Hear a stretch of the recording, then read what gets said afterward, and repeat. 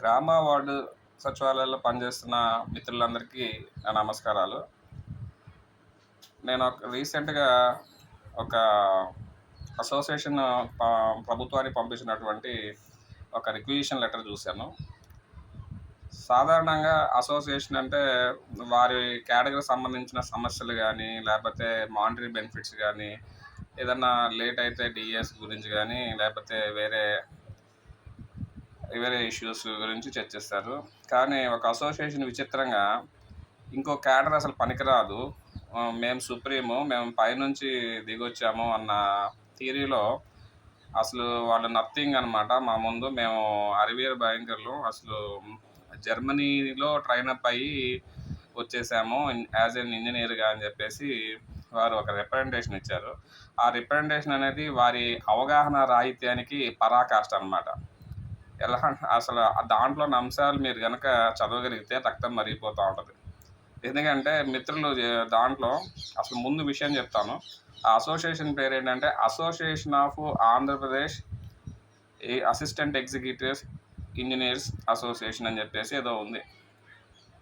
So దాంట్లో వాళ్ళు ఏం రాశారంటే, ఈ గ్రామ వార్డు సచివాలయాలు రిక్రూట్ అయినటువంటి ఇంజనీరింగ్ అసిస్టెంట్లు unfit for the post for the AEs are వాళ్ళు ఏం చేశారంటే ఆ డెలిగేషన్ ఆఫ్ ది పవర్స్ అనేది కూడా వాళ్ళకి ఇవ్వడానికి వాళ్ళు అన్ఫిట్. వాళ్ళకి ఎటువంటి ఇవి లేవు, క్వాలిఫికేషన్స్ లేవు, అంత క్యాపబిలిటీ లేదు. వాళ్ళు త్రూ ఏపీఎస్సి నుంచి అసలు రిక్రూట్ అవ్వలేదు. మేము ఏపీఎస్సి నుంచి రిక్రూట్ అయిన వీరులం కాబట్టి మాకున్నంత తెలివితేటలు వాళ్ళకు ఉండవు, వాళ్ళకి అంత నాలెడ్జ్ లేదు అన్న దీంతో వాళ్ళు ఆ రిప్రజెంటేషన్ ఇచ్చారు. అలాగే ఎగ్జాంపుల్స్ కూడా వాళ్ళు విచిత్రంగా ఇచ్చారు. డిస్ట్రిక్ట్ కలెక్టర్కి డిగ్రీ క్వాలిఫికేషన్ ఉందని డిస్ట్రిక్ట్ కలెక్టర్ పోస్టు ఖాళీ అయితే దాంట్లో ఆల్రెడీ సీనియర్ అసిస్టెంట్ కానీ, డిప్యూటీ తహసీల్దార్ కానీ, ఎంఆర్ఓ కానీ అదే డిగ్రీ క్వాలిఫికేషన్ తోటి వస్తారు కదా, వాళ్ళని తీసుకొచ్చి ఇన్ఛార్జ్ని చేస్తారా అని చెప్పేసి అడిగారు.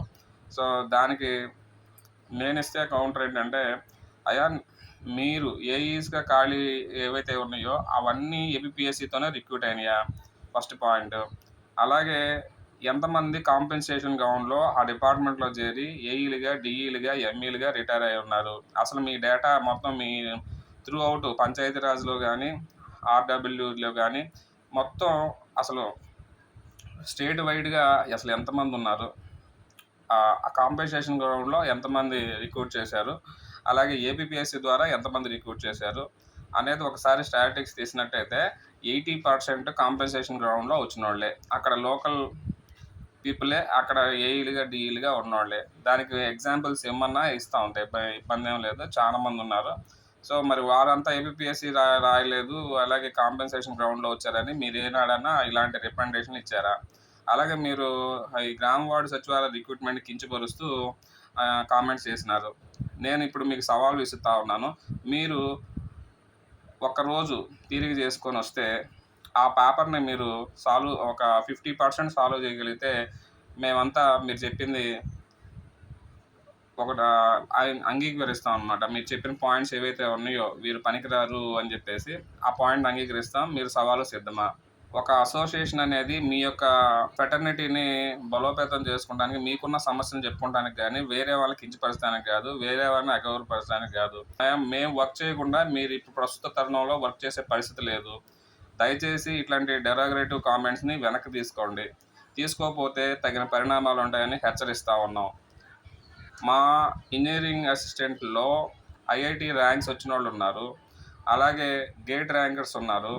ఉన్నప్పటికీ వాళ్ళు దీంట్లో ఎందుకు జాయిన్ అయ్యారంటే ప్రస్తుత తరుణంలో అప్పుడు ఉన్న పరిస్థితులకు అనుగుణంగా వేరే నోటిఫికేషన్ లేక ఒక హ్యూజ్ నోటిఫికేషన్ వచ్చినప్పుడు ఒక మంచి అవకాశంగా తీసుకొని చిన్న ఏజ్లోనే డిపార్ట్మెంట్లోకి వచ్చిన వాళ్ళు ఉన్నారు. ఈ జరిగిన 5 సంవత్సరాల్లో వారు ఎక్స్పీరియన్స్ గెయిన్ చేశారు, తప్పకుండా గెయిన్ చేయకుండా ఉన్నారనేది కొంతమంది.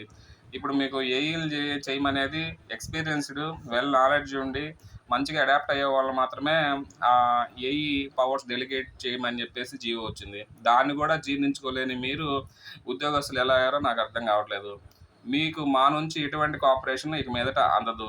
దయచేసి మీరు చేసిన డెరాగేటివ్ కామెంట్స్కి క్షమాపణ చెప్పండి, మీ రికమెండేషన్ వెనక్కి తీసుకోండి. జై హింద్.